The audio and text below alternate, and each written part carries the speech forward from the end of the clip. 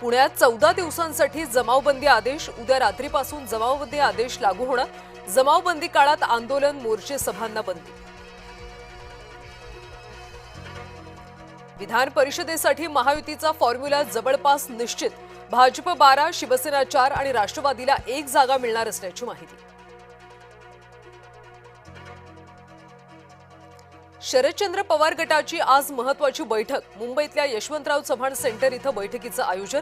शरद पवार यांच्या उपस्थितीत बैठक होणार.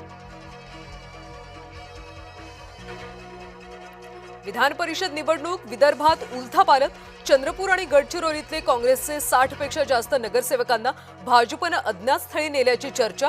काँग्रेस नेते विजय वडेट्टीवारांना धक्का.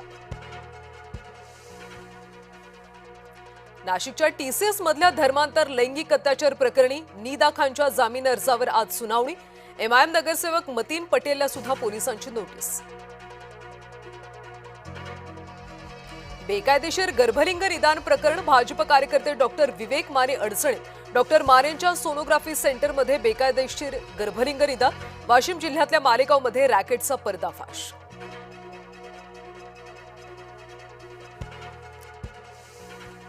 पुन्हा एकदा भडकले. पेट्रोल ₹2.61 तर डिझेल ₹2.71 वाढलं.